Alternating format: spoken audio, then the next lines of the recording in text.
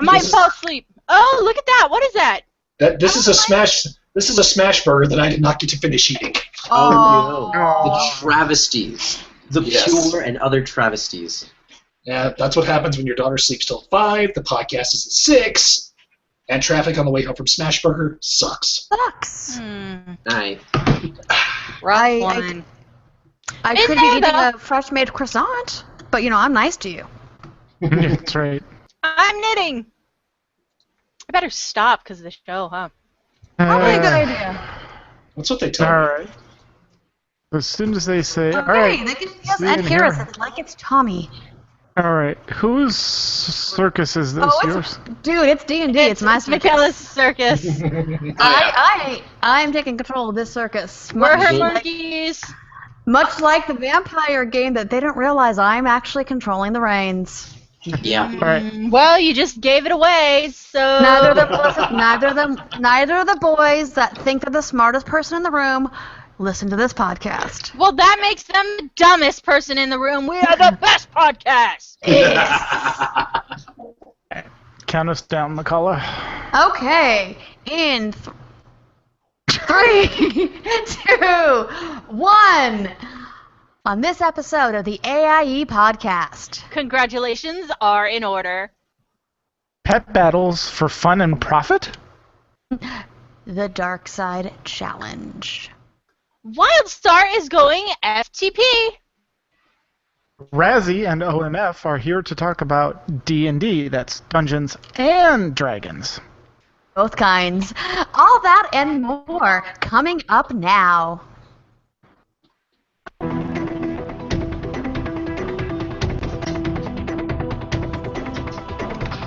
Bringing you the latest news from the AIE gaming community from planet Earth and beyond. This is the AIE Podcast.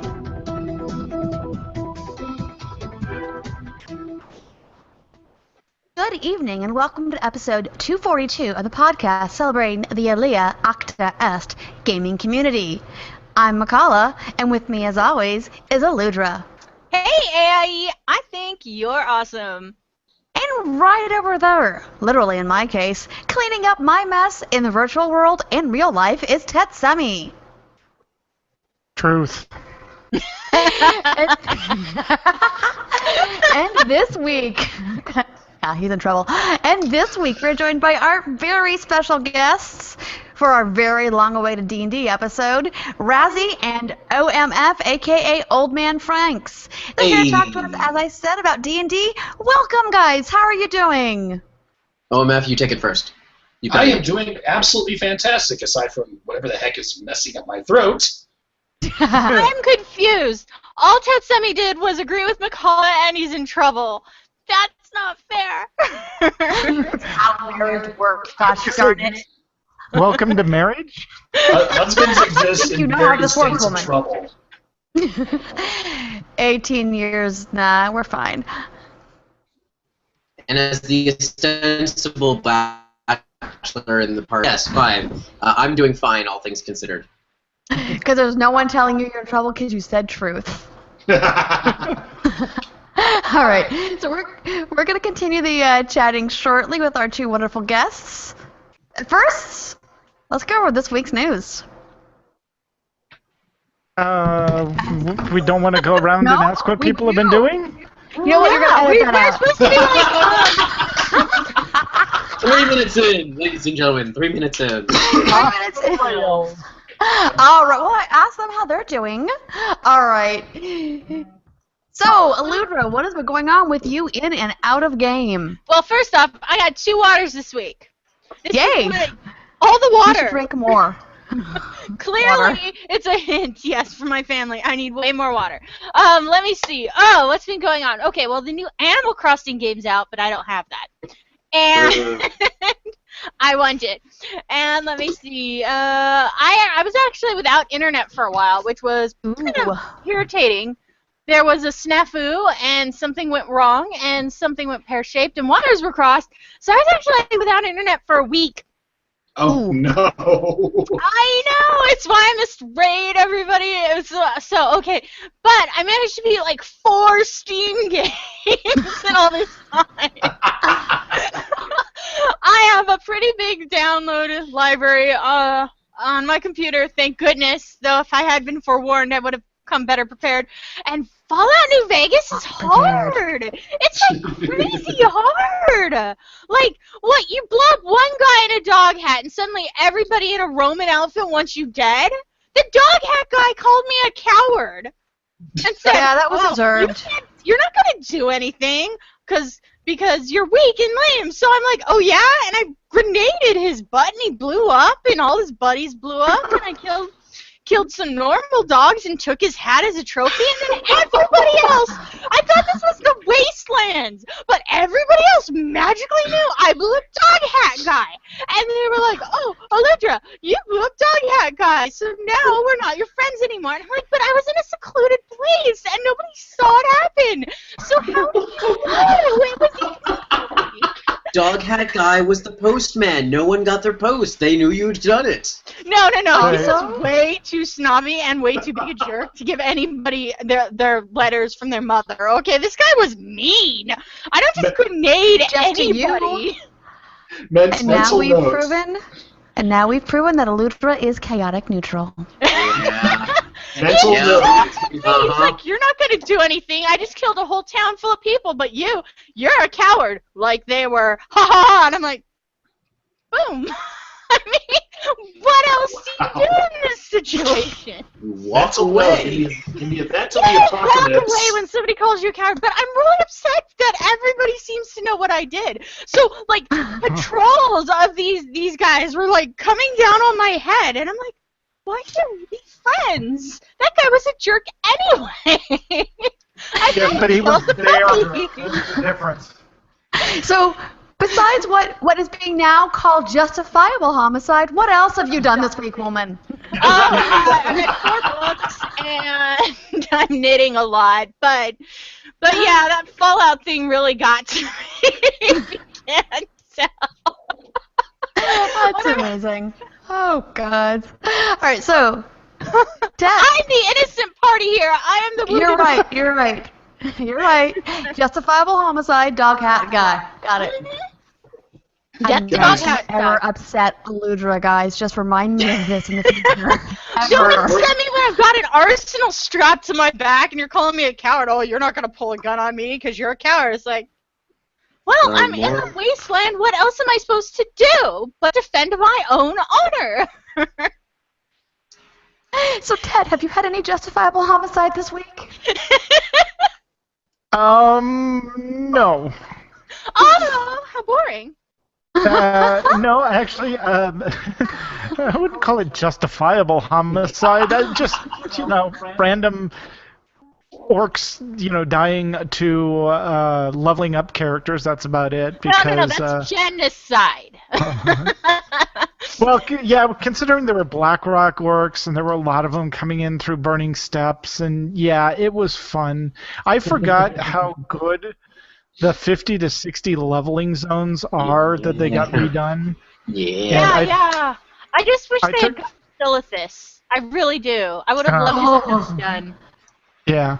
No, I took my bear tank who was 50 to level 60 this week, and I'm still working on the 11 by 11 project. How are you doing on that? I've got 7 to 100, and I have 2 in the 90s and 2 at 60. So we'll see. I don't know if I'm going to make it or not, but I had a lot of fun with my bear tank. It just I forgot how good the animations are on druids, and it's like you go up to something, it's like, okay, do this move, roar, and this bear just comes out and chomps on something. You're like, I okay, like that. I like fine. that roar. That's what he does. I forget what move it is, but it's just he comes up and you just see the paws go in the air and you see slash marks come through, and it's like, you go bear. And my daughter comes over. My daughter came over and goes, why is there a bear butt on your screen? And I'm like, thank you. You've now named every druid that's ever played bear butt. So, Yeah, no, that's what I've been doing, working on that, playing a ton of Diablo 3 in my spare time because Season 4 is so good. It is so good. It is. They sprinkled the magic dust just right in there, and this whole thing of you can take a legendary and put it in the cube along with the bonus mission parts and actually get that legendary text as a passive is frankly quite amazing. And it's account wide too, which is just awesome to me, you know? Yep. And so I've been working on that. It is bonus weekend, so if you haven't been playing, anytime you complete a bonus mission, you get, I think it's now like 16, because you get double caches. You get 2 of each cache, and so you end up with like 16 of the act bonus oh, holy moons, I know material. what I'm doing tonight, Pinky. Yeah, exactly. Raiding with Fert? Yeah, but after that. After that. Not this. Busted. No, you got to remember, raiding is how she starts her day, and then she goes into the wee hours of the night gaming. Yeah, there's that. So, but what have you been up to, McCullough? Just I've full worked- homicide? I've worked 50 plus hours this week, and I'm probably gonna throw in a few more tonight once I get done So with stuff. How's she's that got sound? it penciled in, guys. She's got the homicide penciled in for later. That's actually about it. I raided with Fert, which is always a good time. Dakar, we missed you. Yeah, Oh! that's it, Ouch! Thursday. Oh, well then. I see how it is. Well- I just told everybody I wasn't here for a week, but it's the car. We missed. You know what? I'm sensing I the love you, sweetheart. Oh, you're fine. I was actually calling him out as being bad. I wasn't calling you out. Okay. Because you already said what was going on and why you weren't there. Mm-hmm. Honestly, it's Dakar and he is my brother. I It's will true. give him crap. You are about his any- co-pilot on the great highway of life? Yes, I'm actually his navigator in Dakar. Oh, God. Really? Isn't it Legion yet? Can I please switch No. wings? No, Yes. that's just- To a demon hunter, so you can turn into a demon and be my minion. No. So that's Oh! I like it. Uh-huh. my minion. I'm just You're gonna back. go now. I'm just gonna exit stage right. Oh, no! Hey, can I be on the show? Hey, this is Razzie. I want to be on the show. And then he's on the show and realizes we're a bunch of goof offs. Anyway, so Razzie, what have you been doing in game? Or not out of game, or whatever? I am distinctly boring in this way. So Okay. I haven't been able to play that many video games. I play very few video games. I play EVE Online, I play League of Legends, I play Minecraft, and then 1 or 2 other things like board games and Magic the Gathering and other things. The thing that has been consuming my life of all things right now, though, however, is a class in microbiology I'm currently taking. Hard work. Oh. Fascinating. Yeah. Dude, So- you need to be fully focused on that. Yeah. Speaking of microbiology, did you see that it was a 6th grader won her science fair by coming up with a cheap and easy way to detect Ebola? Yeah. I was not aware of this. I need to find the it article was like about a this. She 6th won grader. I'm like, Google Science Fair. yeah, The it's robot. amazing. Sorry. I am Googling this now. Continue with the show. I am Googling this Yeah, now. no. Yeah, it was in the news. It was actually in the news today. I think I may have seen on NBC News. So, Dakar, Yo. what have you been up? Where you What been have you been driving? up to besides not right on Thursday? I told you, I got sick on Thursday night. I've been sick pretty much all weekend. It sucks. I've been, working a lot, playing with my daughter when I get home from work, and after she goes to bed, Fall TV just started, so Karen and I are catching up on all of our shows. I've been playing a lot of Old Republic. I am trying to finish leveling my last 2 characters up to 55 before that 12x XP bonus goes away next month. trying to complete the 11 by 11 challenge, realizing very quickly that most of my tunes are in Draenor, and I am sick to death of leveling in that place. So That's why I did my 60. yeah, I've actually been working on my Pandaren Warrior that's on the Alliance side, just to see if maybe being in a different faction is helping. It kind of is, but for the most part, I think I'm just sick of Draenor. Right.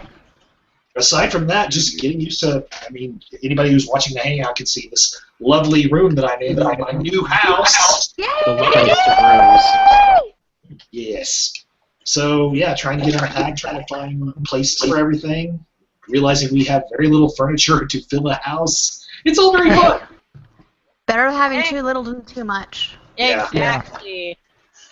Gives you room to grow on. Absolutely.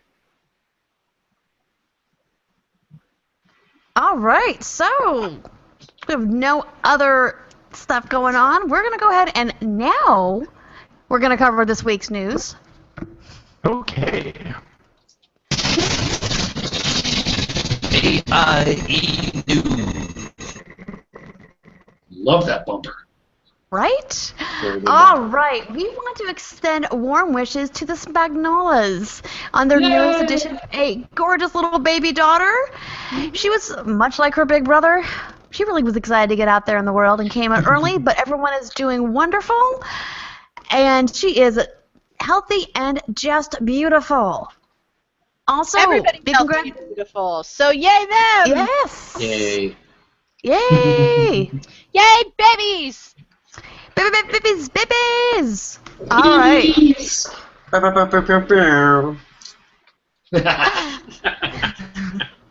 Also, big grats to AIE's Master of RP Talk, the cannibalistic troll, Mama Jamba. A few months ago, he started his own barbecue sauce company. Please check out thekillercook.com, facebook.com/thekillercookbarbecue, and The Killer Cook on Instagram. And we're going to record all of that because it's bad. Wow, what happened? Is that just me? Am I the only one hearing No. things? No, That was all of us. Yes! That was everyone. Okay. I think we know what the problem is. I think it was Tet's mic. Okay. So we're going to go ahead and try that again. Did it start with the Mama Jamba? Yes. Yes. On Okay. also Big Grats is where it started. Okay. And also, big grats to AIE's Master of RP Talk, the cannibalistic troll, Mama Jamba. A few months ago, he started his own barbecue barbecue sauce company, pardon me. Please check it out at thekillercook.com. Facebook is facebook.com/thekillercookbarbecue and The Killer Cook on Instagram. Also, there's this thing going on really soon in Anaheim in November. Yay! BlizzCon's coming the weekend of November 6th, and we are in the midst of planning the AIE Guild Hall. Yay. Keep an eye on the forums, our homepage, and the AIE AIE, what do you call it? At AIE on Twitter. There we go. For Username. up-to-date news. Okay. My mic's hot. Let's see if I can fix that real quick. Sound good on my end. And we'll fix it in post. Oh, okay. Well then. I'll try not to be too loud. I failed. Okay, so it is Pet Battle Bonus Weekend. Yay! Or rather week, because they kind of, you know what? They kind of extended these things to be week long now. So from now until tomorrow the 28th, it's triple XP for all pet battles, and that's not counting the weekly event for your free Pet Battle Stone. So go. Battle, earn XP, have fun, and oh yeah, send all of your pets over to Old Man Frank's lawn. Good, I need more snacks. Yeah, I know. These are battling pets, not critters. All right. And do I sound like a robot? No. All right, quickly. Our own Lantheris is currently the temporary leader of the herd of space cats that is our EVE online branch of AIE. In related news, every other corp has pulled out of that sector of space for some reason. Yeah, I don't think know it was why. calm and it went, ah! But don't quote me on that. All right, and Star Wars. Well, as Dakar mentioned, right now there's a 12 times bonus going on through the end of the month. That is right. Yeah, end of October. Awesome, because on October 28th or 27th, pardon me, Star Wars Knights of the Fallen Empire is due to hit the shelves. We have a great discussion going on right now in the forums about bucket lists, which I think OMF kind of went over there, and things to do before all the fun begins. So, Old Man Franks, what is on your personal bucket list for Star Wars right now? I have one more character to finish leveling to 55, which is when the bonus XP goes away. And then I'm going to probably have to pick one, maybe two, because I'm a serial alcoholic, characters to finish leveling through the current expansion's content, and basically be ready for when that expansion hits, so that I can jump right in and start enjoying all the fun times and figuring out what the heck is going on, because this story is weird. It's so weird. I have no clue what's happening. And we don't expect to see much of you for that first few weeks. Oh, you will. Okay, good. All right. So on one of our sister podcasts, SWTOR Escape Podcast 109, Bounty Hunters and Troopers in KOTFE. That's fun to say. This week, AIE Cena, Max the Gray, and Astrotrek Epic, I always have a hard time saying that, 108, discuss the Knights of the Fallen expansion, Knights of the Fallen Empire expansion, pardon me. The news on class changes and new abilities for bounty hunters and troopers. They also cover other game news in the week from SWTOR in general and all the fun stuff going on in AIE. Catch the live podcast and chat room on Monday nights around 10:30 Central at Twitch TV/New Overlords. Also, speaking of Max, because it seems to fit right in with him, are you a runner? Do you love Star Wars? Yes. Join Kazwick's join Kazwick in doing the Dark Side Challenge on April 16th and 17th, 2016 in Walt Disney World. On the 16th, he's running 10K. On the 17th, he's running the 17K. Wow, I copied that strangely. So anyway, sweet medals for both races, but in running both, you can get the Death Star medal. Plus, you also get to run through Walt Disney World before it opens, and there'll be lots of great opportunities. So, going to be in the area at that time, Walt Disney World? Go ahead and join Kazwick for that Dark Side Challenge. I'll be over here having an asthma attack. Yeah, I'm not sure I could walk 10K right now, let alone run it. That's no moon. It's an asthma attack. All right, so design your own ship in Star Trek. ARC? What is that? ARC.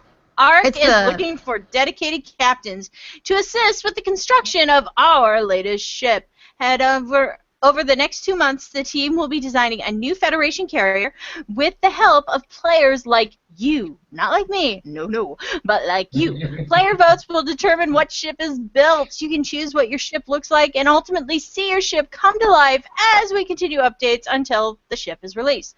Voting started on the 24th on Twitter, Facebook, and on ARC's forums. So there we go. When the carrier is finally announced, are they going to say, "Carrier has arrived"? Please no. Please no. And robot check. You're a robot. You're a pretty robot. Robot. All right, hang on 2 seconds. 1 Mississippi, 2 Mississippi. What was that? They told me to hang on for 2 seconds, so I know. 2 seconds. It's better. You're still It's robot. better. We still robot. Yeah, pretty Still bad. robot. Still robot. Okay, Do you want me Macaulay to can take keep it? the World Star. Oh, okay. Go ahead, Go Michael. ahead, Eludra. Sorry, no, Oh. go ahead.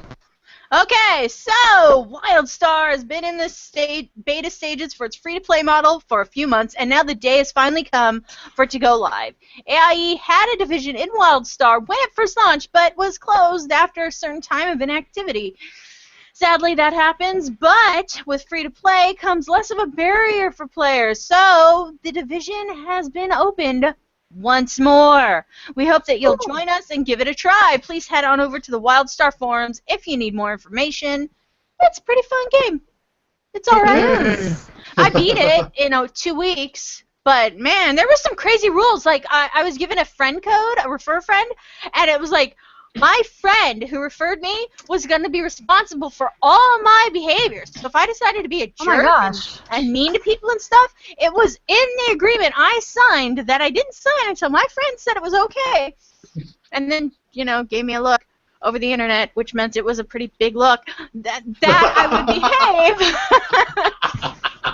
Yeah. I actually like that. But if I had done anything to get me banned, I would have jeopardized their account too. And that's just insane to me. We need to install this idea in the AIE Guild. There you go. Yep, I'm bringing it up in the officer meeting. Yeah. Oh, man. Yeah, but in 2 weeks, I got a house, I got a mount, and I got out of the starting zone. I beat the game. Yay. I know. Worked. All right, overachiever. Mm-hmm. All All right. right, so you got this? No, you go ahead. All right. General. With that, let's get back to talking with Razzie and OMF about Dungeons and Dragons. Now, I want to give a little introduction to this. Razzie actually came to us ages ago and said, hey, if you ever want to chat about Dungeons and Dragons, I'm your guy. Yeah. What do you think? And we're like, no, we kind of try to keep it to game specific and yada yada. And they were like, no, we need to do this. Yeah, because I think a big part of a lot of gamers is that tabletop aspect, except for Ludra. I play games. I've got Carcassonne, and I play Pandemic and Small World, so don't you dare. Everyone I know, sweetheart. Exactly. And also the fact that, Tet and I have both, between the two of us, I think we have like 50 years of D&D experience. Really thought it'd be something kind of fun to do. So, Razzie, thanks for your patience. We just kept, okay, let's do it now. Let's look at here. We never had time in the schedule. Finally, we're like, okay, you know what? We have a free week. What do you think? Mm-hmm. And then as soon as I mentioned D&D, OMF's like, I want it on that show. I see where OMF's priorities are. Right. Yes. Yes. So I'm going to go ahead and just kind of go over people's history with D&D. Ludra, I know you kind of just gave a gist of it. So I want you to kind of tell everybody what, unfortunately, your history is when it comes to D&D. So I always thought that sort of thing was cool in high school, but nobody would game with me at anything. And I was really quiet in high school too, so yeah. And so I finally found a game group that did this sort of thing, and they let me watch is basically what it boiled down to. They did everything they could, these guys, yes, group of guys, did everything they could to make this game seem as technically difficult and as intimidating as impossible. And it really did put me off until I realized that they were just being jerks. Oh no, you have to use. One of the guys once said, I need some of my actions to blink. So. Oh my gosh. Yeah, it was utterly. I was like, but isn't that an automatic thing, blinking? And he's like, no. I'm like, well, do I need to use an action for breathing? Because they're pretty much on par. Wow. I know. So they did all they could to turn me off. No, they were just jerks. So I probably got kicked by now. Gosh, I hope nobody else would put up with this. I was a skinny little high school girl. What am I going to do? So since then, I've looked for other groups, but they've all been filled with those creepy guys you don't want to D&D with. You know what I mean? Like the ones who are I do. Ruling over each other's female characters, let alone an actual female at the table, and you're just like, I'm gonna just pass. I need it's something I've always found neat, but never had the opportunity to get into. But we'll see maybe if we can find some solutions, because I know there's a lot of different tools out there now. Yeah, so like Meetup, where you can find the creeps. No, we're not gonna find the creeps. So Tet, what is your D&D experience? Being a robot, apparently. Tet's the robot. We love him. I'm gonna make him a robot doll one day. Sorry. I've tried everything. Pretty much like yours. I mean, I started playing grade school / high school, did DM a little bit, played a variety of characters and alignments. D&D, Shadowrun, what's the Old West game we were playing? Deadlands? Deadlands. Played Deadlands recently. I much prefer when the combat system supports the role play as opposed to having to try and role play the combat system, if that makes sense. No, That makes sense to me. I can see what you're going with that. Like, if I can throw out a reference here, system you prefer you do not prefer systems like White Wolf and Exalted. You don't like that. Oh, that's right. We did play White Wolf, didn't we? Not for very long. Yeah, no, it was no. I like it where you can say this is what I'm trying to accomplish, and even if you don't have the ability to completely act it out, at least there's a fallback in the system where you can say, like, I'm trying to persuade this person to do something, and depending on how good or bad you do, you may need to do a roll as well to support that. That sort of thing. Whereas, well, you can't do that until you act it out, and it's like, no, I want to do it the other way around. So, So more of an open system. exactly. Yep. Yeah, I've been a gamer since high school. I actually had the exact opposite situation of Aludra. I was in a few days into my sophomore year of high school, saw a guy reading the DMG. I'm like, D&D, that's always sounded interesting. He's like, I would love to play. Or I'd love to, run a campaign. You know anyone that wants to play? I then found 3 female wannabe gamers. I'm pretty sure my DM thought at this point he was the luckiest nerd ever. No. He was, because he gamed yes, with 4 cute interests. Well, cute, I was there, but besides me, 3 cute female please. gamers that wanted to learn how to play D&D, and it was okay that our first combat system, me as the mage, he's like, what are you gonna do? I'm like, I'm gonna cast a spell. What spell are you gonna cast? I don't know, something that hurts them. Well, look at the list. I'm like, Fairy Fire? Is there one that maybe sounds like it might be weapon related? Maybe like missile in the name? Start. Right. So I have always, I've been lucky. That was, 19. I was Mickey's old, people. Makala's old. No, you're not. Shut up. Get off her lawn. Get off my lawn. And I've pretty much been, except for a few year, maybe like a 3-year break recently due to real life, I've been almost always in a campaign since then. And there was a time in college where I was in like 5 games a week. Wow.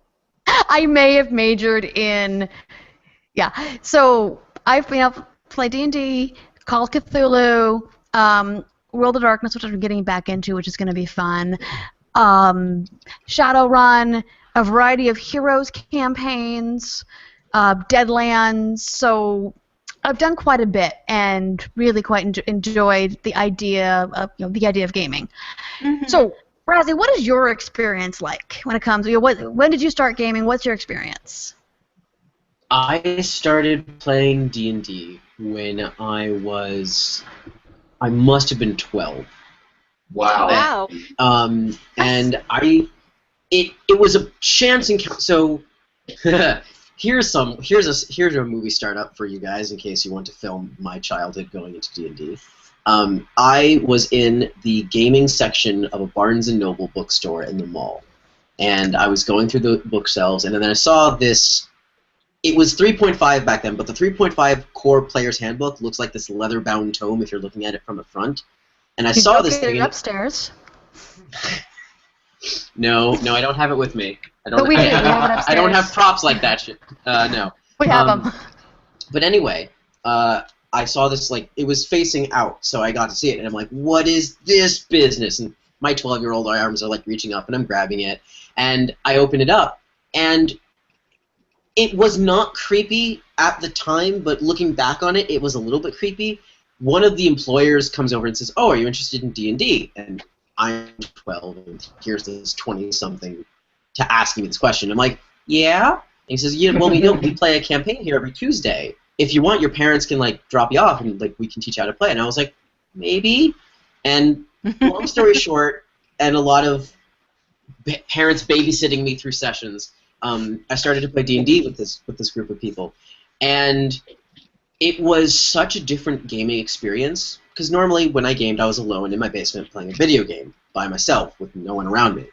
And then there was this weird time of, like, no, you have to work together. And these people aren't all butt heads and doofuses like they are at elementary.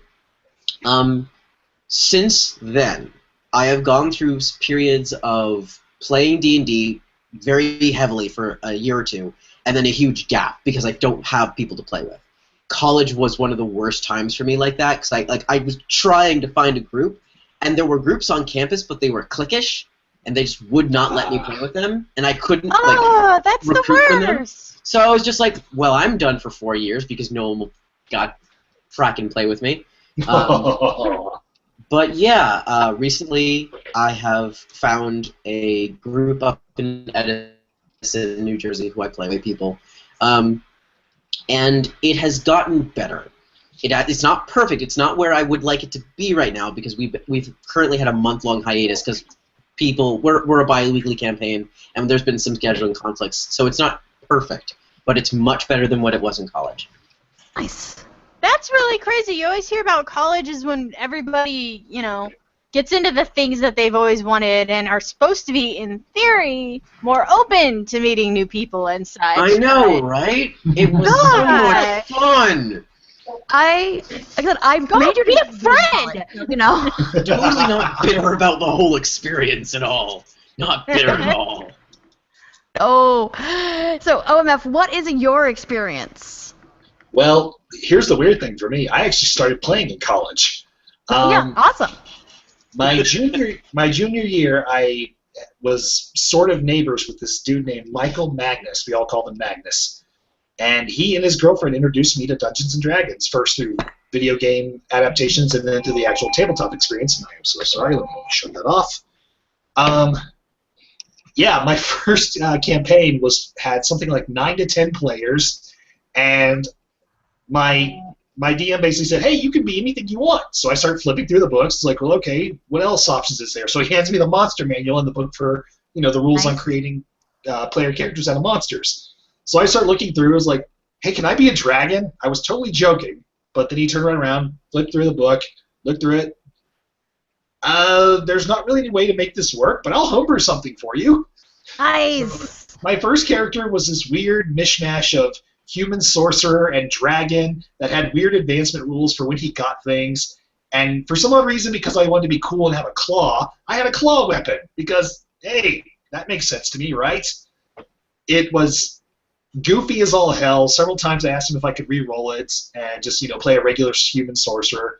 He's like, no, stick with it. It'll be great later on. And then the group broke up because, hey, 10 players, you're not going to schedule that very well. So after that year, I stayed on campus that summer, and that group of friends basically started playing this weird overarching campaign where it's like everyone's going to roll super high-level characters. We're going to play a series of one-shots. Whoever wants to run something can run it. And whoever wants to bring ridiculously overpowered munchkin-to-death characters, go right ahead, but expect to die, so roll lots of backup characters. Wow. So I spent that entire summer playing and rolling up different characters for game sessions that could just happen at the most impromptu times. You get a phone call saying, "Hey, this is happening. Can you make it?" It's like, "No, I've got summer class," or "No, I'm out with the girlfriend," or whatever. And so, yeah, we spent the entire summer doing that. That was ridiculously fun. That's amazing. Yeah. My senior year was probably the only time I actually played a actual ongoing for more than 3 weeks campaign. I played some other caster because, hey, stereotypes. Right. That game went on forever. It was a lot of fun, except for there were some player conflicts that didn't end well. Right. I think after that, after I graduated, I was still visiting friends in Waco, where I went to college on a regular basis, and they all said, "Hey, you've played Dungeons and Dragons, right?" "Yeah." Well, we want to learn how to play. Oh gosh. I've never run a game before. Well, that's okay. We'll all learn as we go. Oh no! Awesome. Oh no! It actually, Oh, Fine. no. you say that, but it actually ended up working very well. I ran Exactly. a third 3.5 edition game. It was a lot of fun. We can only play once a month because that was the only, the maximum amount of time I could spend in Waco because, hey, Right. I'm an adult. I've got a life. I've got to actually be, earning that money. Right. So that ended up well before everyone basically stopped coming to Waco on a regular Right. basis. We all, had to end up moving on and getting on with their lives. And so basically after that, my D&D playtime more or less dramatically got shortened. Right. I played a few online games with some folks from D&D. This was actually my first experience playing 4th edition. I'd listened to the Critical Hit podcast, so I knew of 4th edition, but this is my first chance actually playing it. I played one game where Zerbius, I don't know if anyone remembers him, was the DM. The Valentines were in that game. Okay. So was Suegna and his wife. I'm trying to remember who the heck else was in there. That went on for a very long time, but again, scheduling. Scheduling is the Right. bane of Dungeons and Dragons groups. It is. Yeah. Yeah. So basically, every long-term game that I played in since then has been online, but it's broken up due to no one can make it due to schedules. I actually tried to start up my first in-person gaming group up here in Colorado not too long ago, but then two of my players discovered, oh, hey, we are having a baby, and we have to move out of our tiny apartment into a town very, very far away. Was Right. that you? What? I said, was that you? No. I'm done moving. I'm here in Colorado for the duration. My most recent experience, I've been playing with the crew from Geektopia on my first 5th edition game. Yes. Last night. Yes, we recorded our second session last night. It was a lot of fun. 5th edition is mystifying to me because I've been at a 3.5, which it more resembles a 4th edition for way too long. So, yeah, basically, it's a lot of fun, but it's also a great learning experience, and we're having a ton of fun on there. So, yeah. Very cool. So we've been throwing around additions a lot. So Razzie, I want to know. Yes. One moment, I have a word from my producer. I'm going to put myself on mute. All right, am I recording? First off, Yes. A little. Okay. okay, just a quick question. Have you guys ever done, speaking of scheduling, play by email? I've never done that one. No, that's a new one for me. I have Yeah, once. Yeah, there's one where you basically, roll up a bunch of 20s, 12s, you make all your rolls, email them to the DM, and then the DM sends out emails to the individual characters. You respond to that email, and then he sends you the next, task, and it happens as everyone's able to check their email and report in. So it's not, in person, or it's not roll 20 over the video, but it's actually an ongoing campaign that you can play at whoever's pace, So just curious. Go ahead. I know that campaign style I know it by a different name as the play-by-post campaign.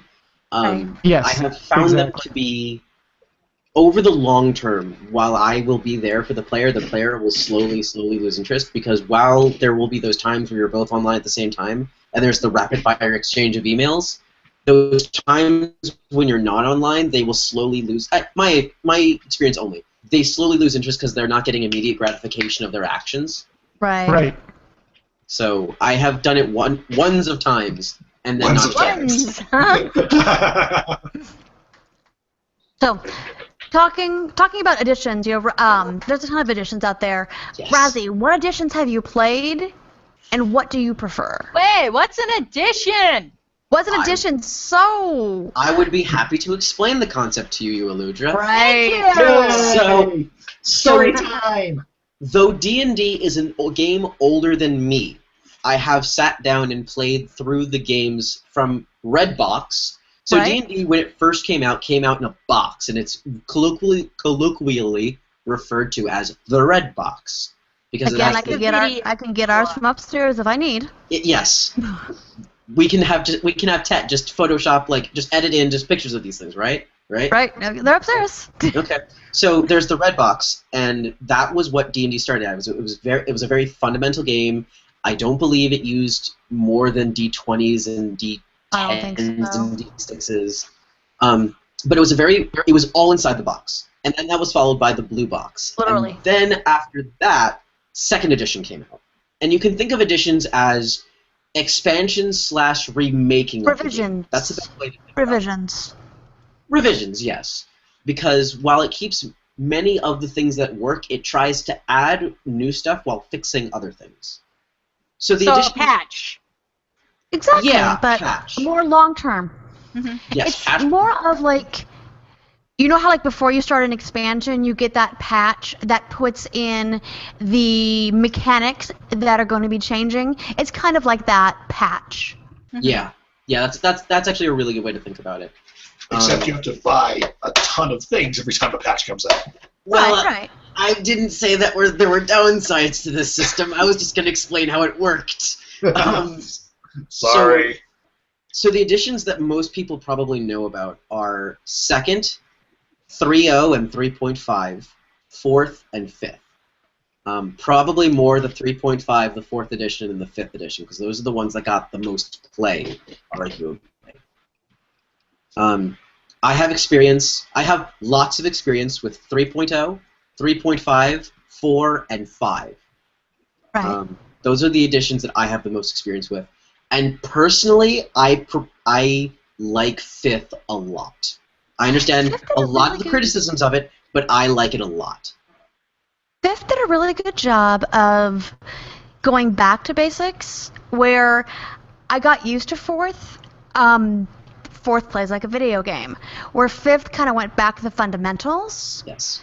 of here's your class concepts, here's what you can do, here's when you can do them, instead of you can only do this once and you need to use it wisely, and it's it's on cooldown and what have you. The reason I like 5th a lot is I like it. My love of 5th edition comes from a dungeon master, not necessarily from a player point of view, but teaching people with 5th edition is so much easier than with 3.5 or with 4th or with 3rd, because character creation, if any of us remember the long skill queue on the side of 3.5 character sheets and all the math that went into it, skills are much more compressed, which I like. Dying, which is a big fear factor for a lot of new players, is very hard to do. To die past third level is a very difficult thing to have happen if your party is at all competent.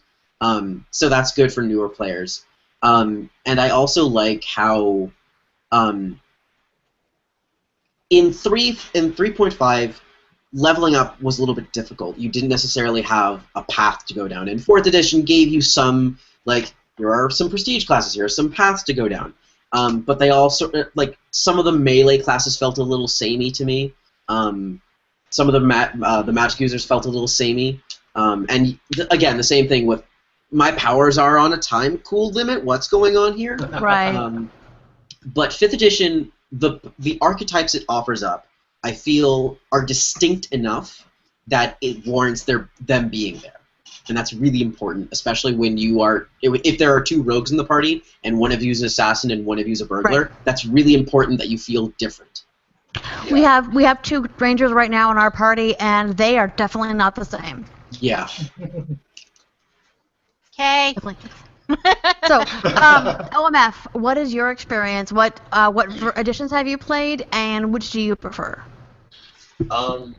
I started out in 3.5. Probably the vast majority of my actual play, and pretty much, well, no, I take it back. Most of my dungeon mastering experience has been 3.5.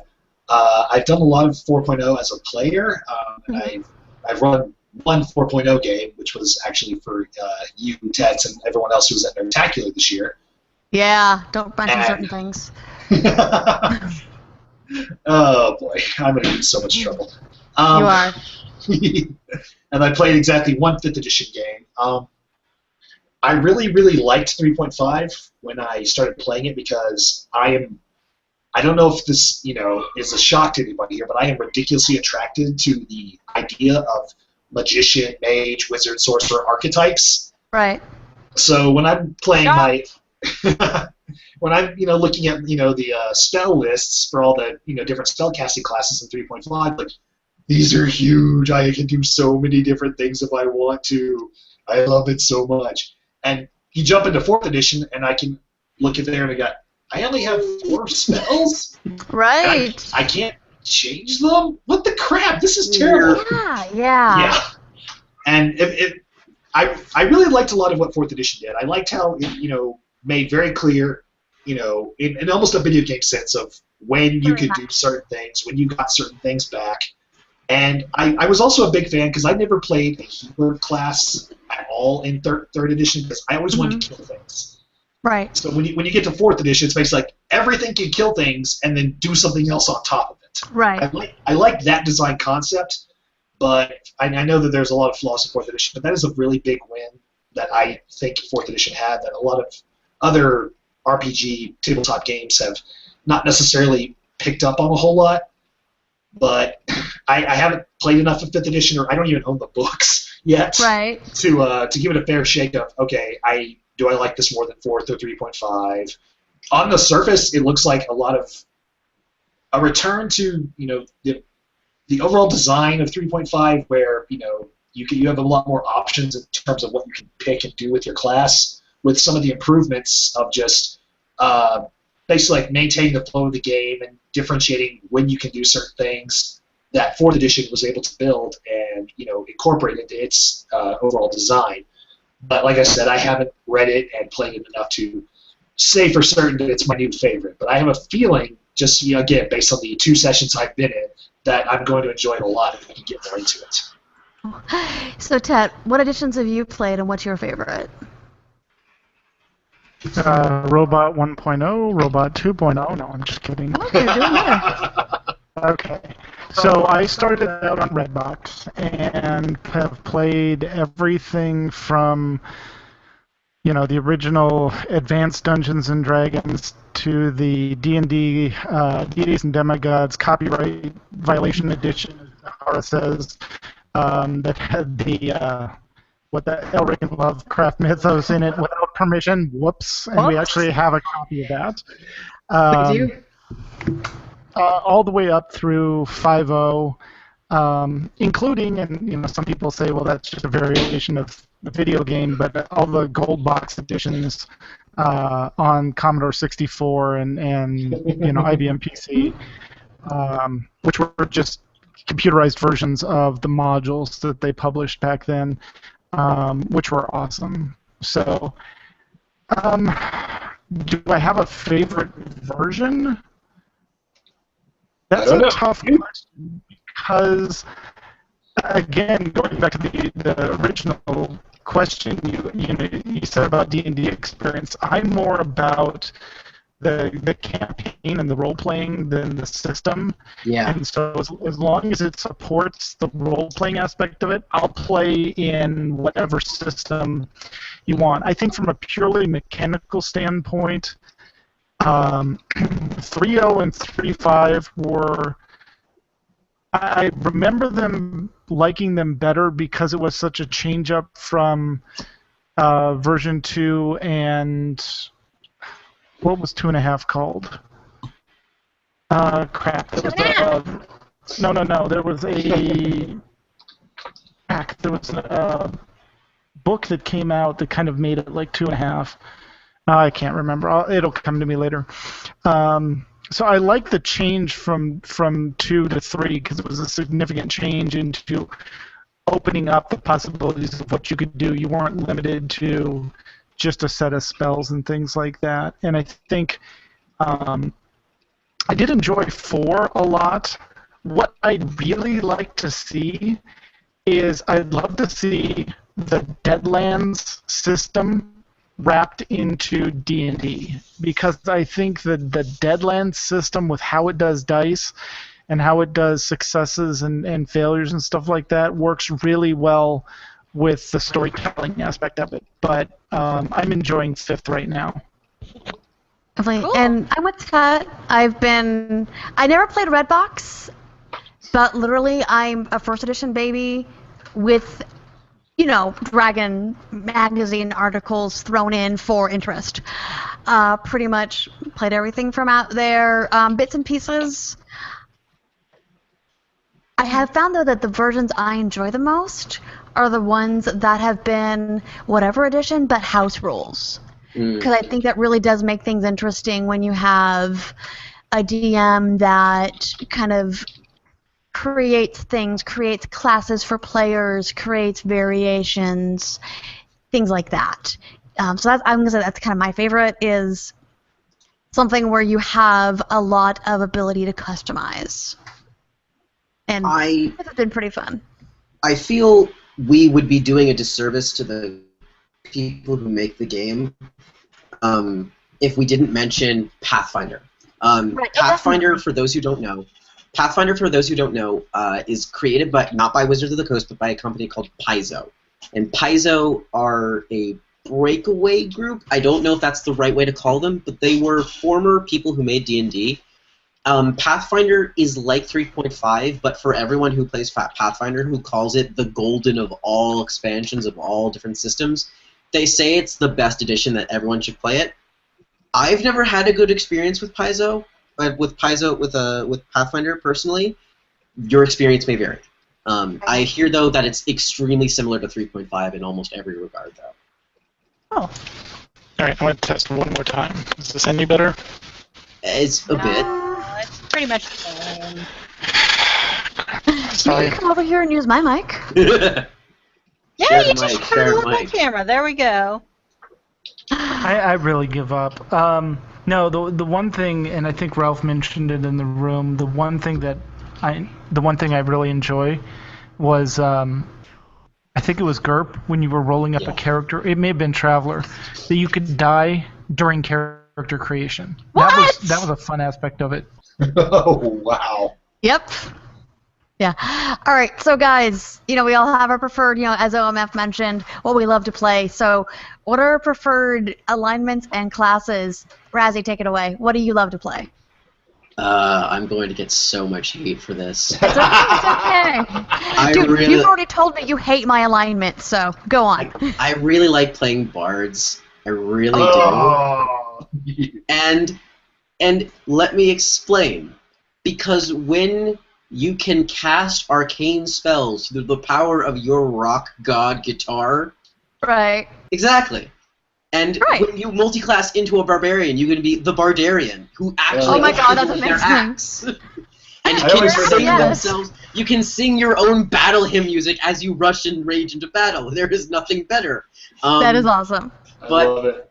But a close second. But yes, the barbarian. But a close second to the bard is probably sorcerer. I like how a sorcerer, not for the reasons you're thinking of. I like sorcerers for the roleplay element, because everyone says, "Oh, wizards and sorcerers, they're basically the same thing, right?" No, they're not. They're sorcerers have it in their blood. It's in their being of this magic. Wizards are people who are taught. In 5th edition, there are warlocks, who are a very interesting niche, and I'm learning to like them a lot too. Yes. But yeah, I like bards, and I really like sorcerers. And what's your preferred alignment? I have a very hard time being chaotic in any game I play. It just doesn't fit my personality well. It's never something I can pull off well, and anytime I try, it feels forced. Generally speaking, my characters tend to be neutral good.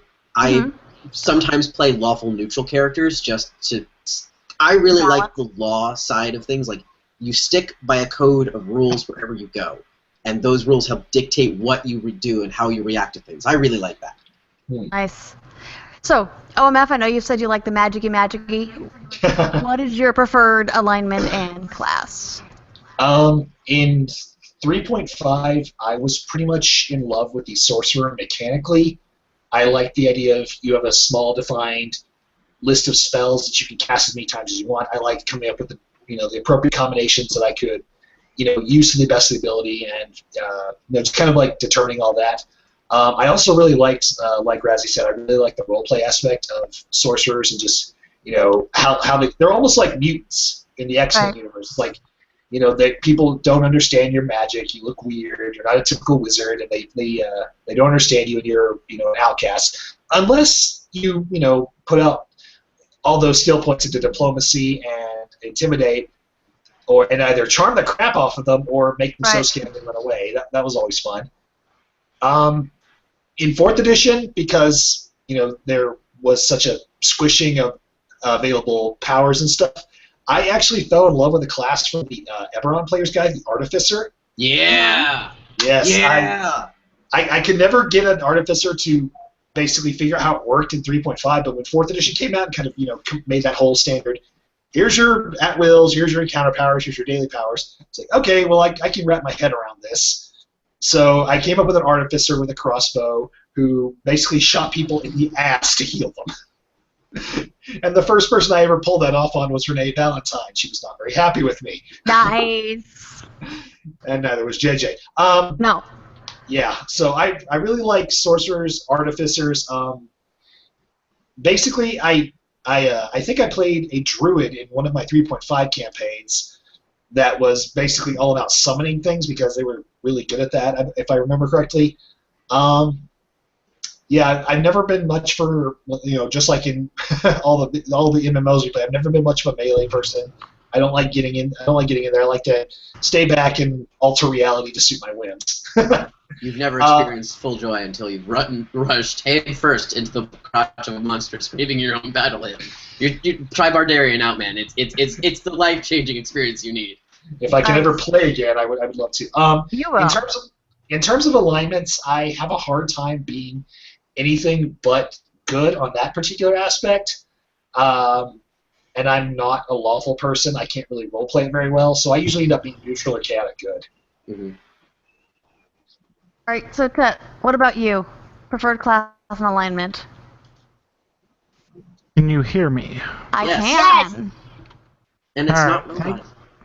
I know. Thank God this is back or something. Honestly, of all the classes I've played, all the alignments I've played, my favorite has to be what I'm currently playing, which is a chaotic good sorcerer. Woo! Chaotic good Yeah. sorcerers for life! A I'm very voting one. Well, I took the hermit archetype, and he'd been basically raised in a monastery. He's half drow. Who would play that race? Right. What kind of monster? Yes, he's half drow, raised in a monastery, and now that he's finally out in the world, he's sowing his oats, as it were, and he's got the flamboyant. He's got a 17 charisma. He's, as is goes with the sorcerer, and he has very high persuasive capabilities, and he likes to show off. So he's it's a fun character to play. It's something you can get into. My other character, which seems to always be the bane of Heather's characters, that I had fun playing in 4th edition, was my cleric named Book. Yes, he was named after the Firefly character, and I played him very much like Book, where he was kind of reserved, had an opinion, but kept it to himself, and thought different things, like McCullough's character, I swear, was a. Let's see, what did we say? Go it was on. blessed by Tamora, and she's like, "No, I worship a dead death god," and I'm like, "No, A dead no, god.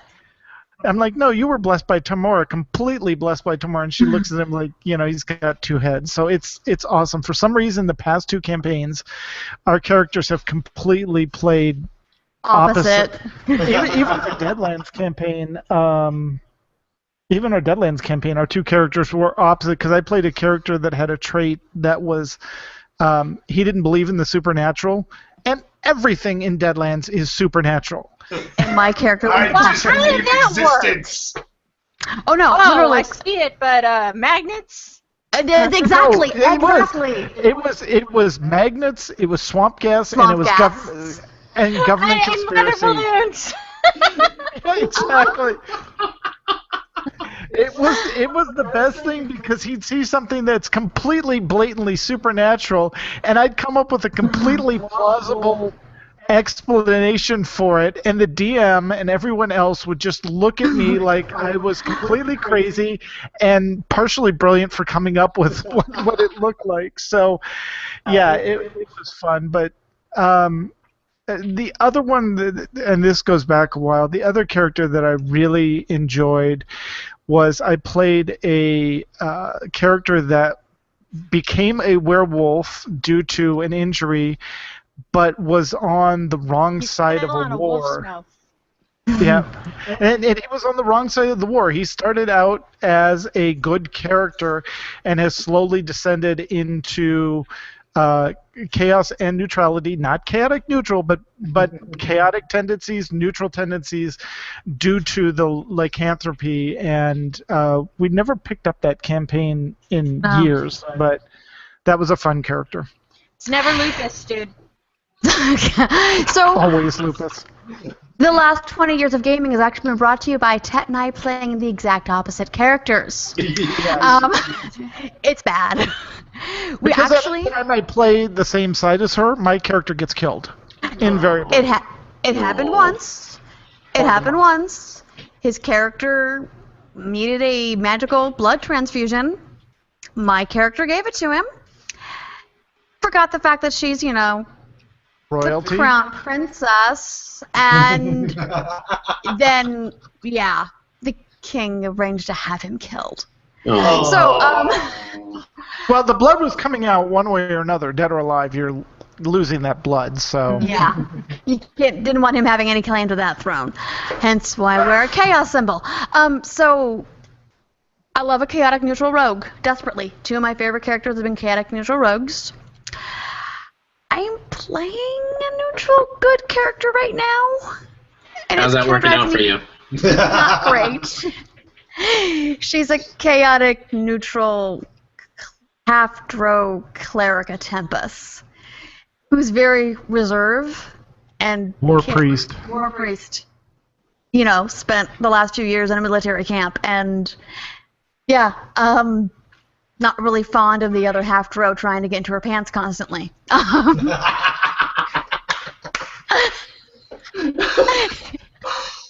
Yep, that's our campaign. You know stop that, right? Boot dagger.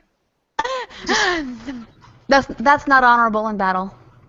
I like Warhammer upside the head thing. He's not being honorable in battle, so... No, that's fine. That's up to him. But no, I do tend to actually really enjoy the chaotic characters. My preferred class is rogue or caster of some sort. And I really I'm thinking about playing around with a 5th Ed Warlock. And I actually also have a preferred race as of lately, as we know from the D&D campaign at and Spectacular, which is I like a changeling because that goes with my chaotic nature. But that's beyond the point. Typically, it's gnomes. You love gnomes now. I'm going to kill you. By my pretty clothes on it, I will end you. All right? Have you ever seen the weird little cartoon when 4th edition came out when gnomes ceased being a playable race? And so they became a monster, and so someone made a really short cartoon where someone's interviewing the new tiefling race and the new monster gnome, and the gnome goes, "I'm a monster now." Rawr. That's cute. That's awesome. All right, so as Aludra said here, promoting her fact that she's not been able to play yet due to a variety of factors. There's some really great tools out there to play online. So, Razzie, could you kind of give us maybe some rundown? Because everybody knows the creeps avoid going online. You know what? That's some really good ones, even with people you know who might live in different states. So, the big one that probably Old Man will mention in his own, but I'm going to mention first, Roll20. Roll20.com is the big new thing. No. What, I took it from you? I took your. You can comment on it too. Mojo Man. It's okay. I have another one. Okay, good. I'll let you have that one then. But Roll20 is the newfangled site.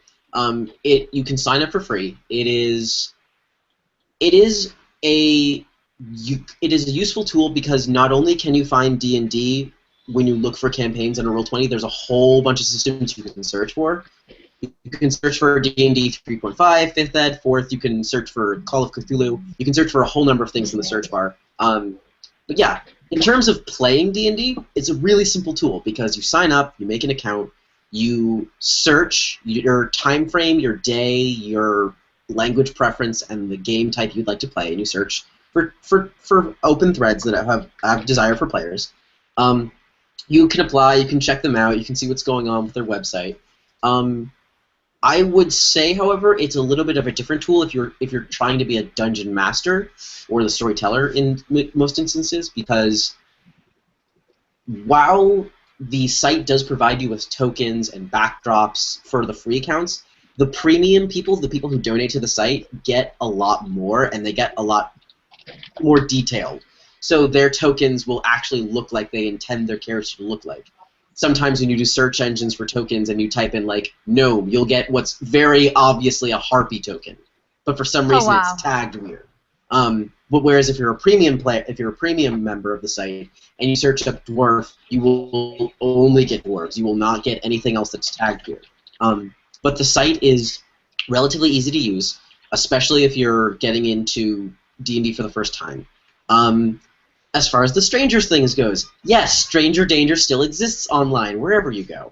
It's not so much stranger danger as if I find a group, I'd kind of like to stay with a group and not be chased out by a creep. Definitely. Yeah.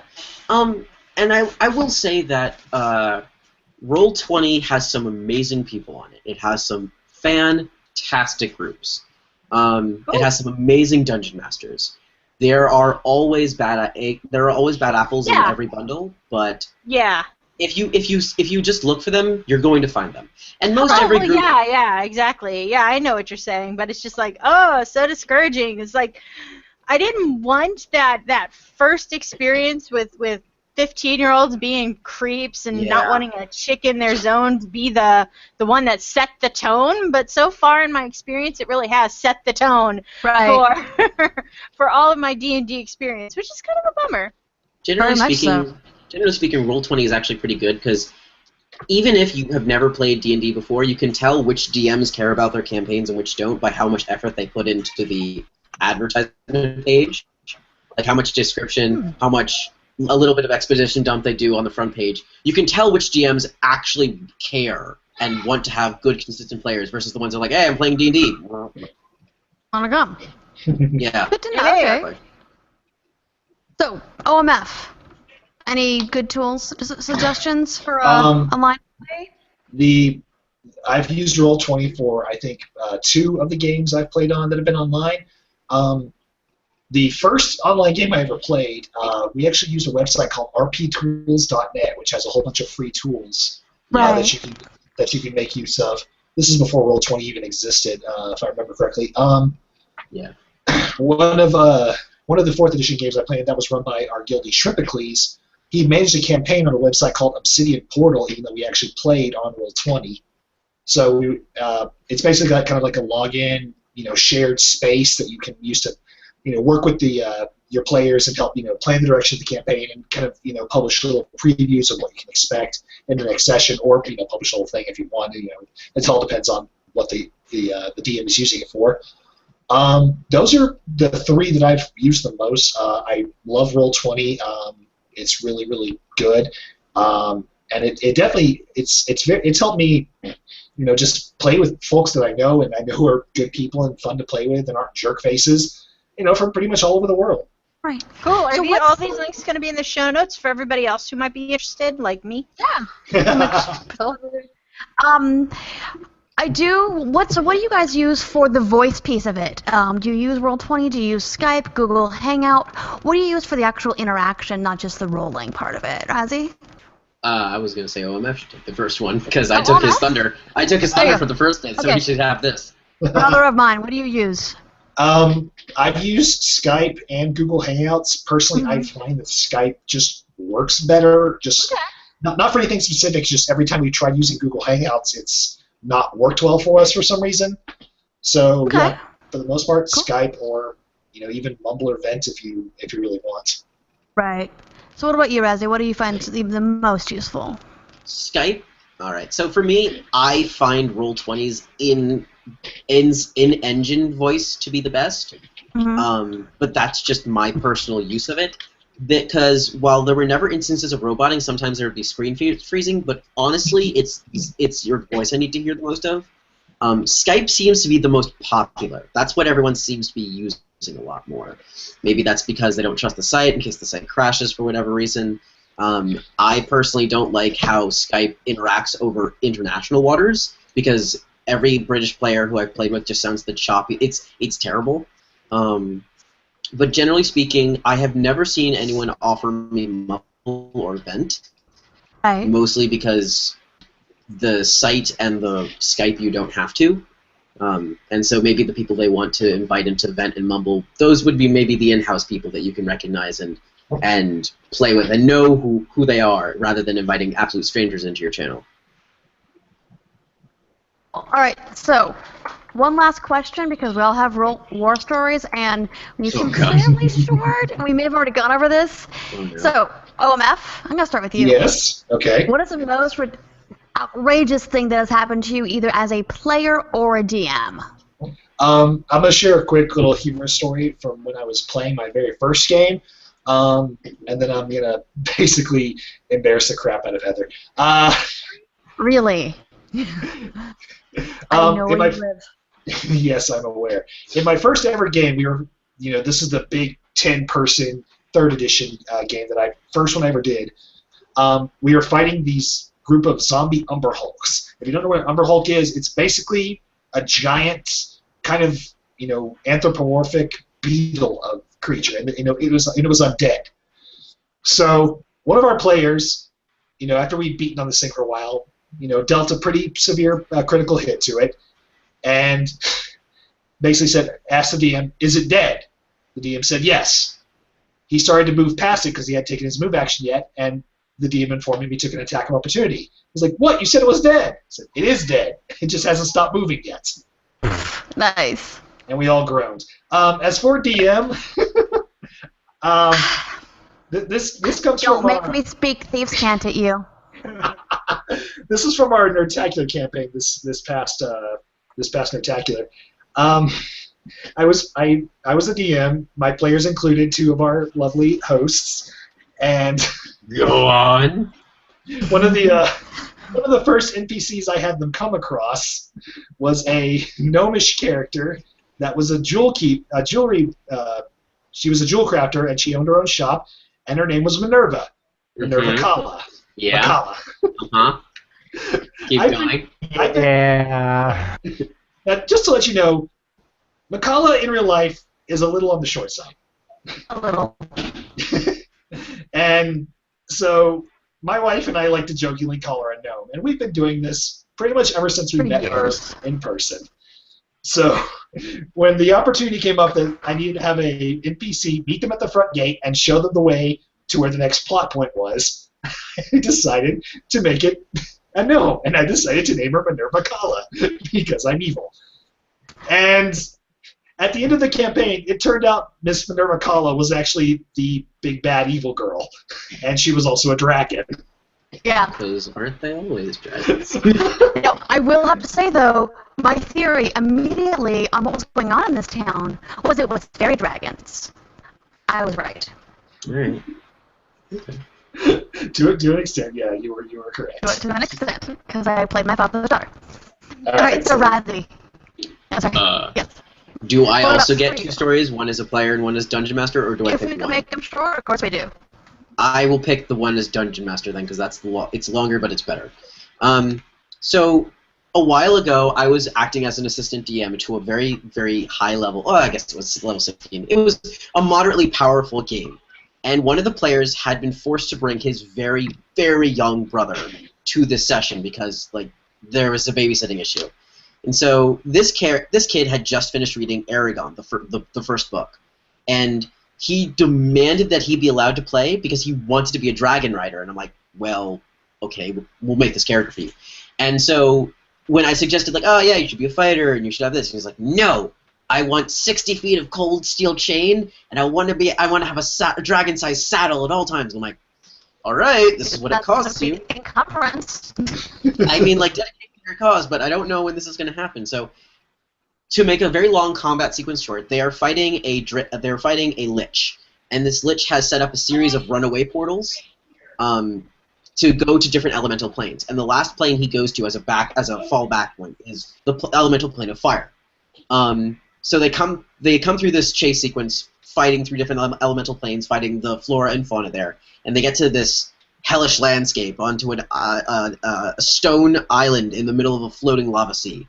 And Wow, that sounds really hot. Like, killing hot. It is. And so the party begins fighting the lich, and the lich starts summoning his cronies. And as part of what I have to do for Dungeon Masters, I have to randomly generate like whatever random fauna happens to be in the area. And so I'm rolling up, and the last thing I roll is a natural 100. And on this chart, it says 100 is you pick whatever you want from on this chart twice. And so I was like, I look down the chart and I see like lava salamander, and I'm like, you know what? I feel like changing this up a bit. 2 lava dragons. And basically what happened is combat's going on, and then this kid's character sees one of the lava dragons come out of the water Shamu style and then come back down. His character breaks away from combat, runs to the edge of the platform, and just starts lassoing up his chain, getting ready to go. When the Shamu comes back up out of the water, he lassos it, succeeds on the strength check, pulls himself up mid-arc, gets on its back, ties the rope around it, survives being under lava with damage for 5 rounds. Oh my gosh. Somehow manages it. Comes back out, and they've made this mental connection while he's been trying to tame it under lava, and brings it back up. Meanwhile, the party's been losing this combat because they've lost one of their big party members, and they've been being pushed to the edge. And this kid, riding his lava dragon, comes up out of the lava, lands in front of the group, and lava breathes on all of the guys. That is amazing. And he wins them the God. combat. He wins them the combat because he did that. And that is my most outrageous story from Dungeons & Dragons. Wow. So, can you top that? Because I don't know if I can. No, not. This one time, Tetsemi got killed because his blood was from his wife. Pretty much. Yeah. So exciting. Yeah. Who happened to be the princess, and the idea of becoming the princess is hilarious. And she probably knew it was going to happen, too. No. That's what really kills it. I was She had an recently found. inkling. I didn't Knew think what about kind it. of man her father was. No, I think just everything. Honestly, everything's memorable to me. All the games we played. I don't have one particular that stands out, but I've been in some memorable campaigns where I've seen other characters do some amazing things, like jump on the back of moving animals and roll a natural 20 to actually stick the landing, that sort of thing. 10 from the Russian judge. It was I am. 12 for the Russian judge. It was that good. All right. Wow. I may have, my changeling rogue may have broken off from the group combat because I was trying to get away on the horse, jumped on the horse, successfully backstabbed him. His friend was also trying to get away, jumped to the other horse in the same action after backstabbing this guy, and completely disarmed him and rode back with the 2 horses. Okay, so from this story, I can tell which 2 characters brought loaded dice to them to D&D. No, Lava Dragon Boy and Mikella. My dice usually suck, though, but that particular character was 4th ed, so she critted on 18, 19, or 20, and this is actually why Tet's character thought I was blessed by the goddess of luck, because I could jump from one horse to another, and it was awesome. Alright, so, any other war stories you want to share, or are we good to go? Because we can probably go on for the entire night about D&D. Yeah, we could, but we shouldn't. Absolutely. Alright, so that's going to be it for our show tonight, guys. Thank you so much for an awesome show talking about one of my favorite things in the world. Alright, so while the chat room begins suggesting titles and why Tet gathers, maybe the titles that Sybil has suggested, because there's been some really good ones out here. We want to thank the guys for joining us. So, where can we find you guys on the interwebs? OMF, where are you? Easiest way to track down what's going on in my life, twitter.com/thebmat. Nice. And Razzie, are you anywhere out there on the webs? I am not anywhere on the web where you guys can find me. The easiest way to try to get a hold of me is through extralife.com and just find me under there and message me there. Awesome. Yeah, I don't have a Twitter. I'm not internet famous. I don't have those things.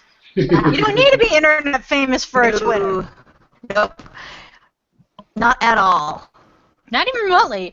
All right, so if you have a question or comment about our show, you can email us at podcast@aie-yield.org. You can also follow us on Twitter. The show is at AIE Podcast. Aludra is at Aludra_AIE. Tetsemi is at Ivory Tiger, and Mikilla is at Cyberwaif.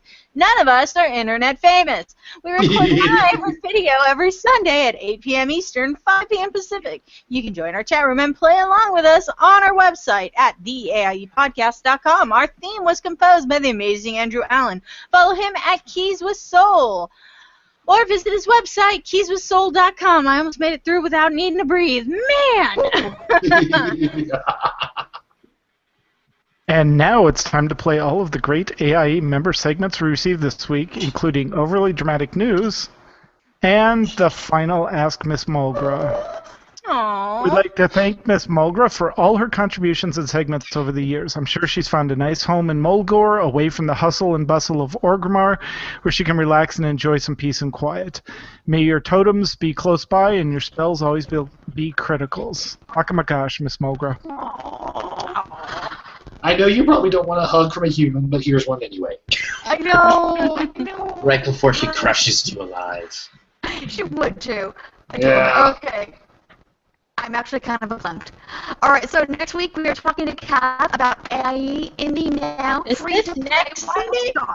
No, Is this next Sunday or the Sunday after? 2 weeks. In 2 weeks. Okay. Yes, again, a reminder, we are now every other week. So. There we go. So the 4th. No. Real life done. Yes, October 4th.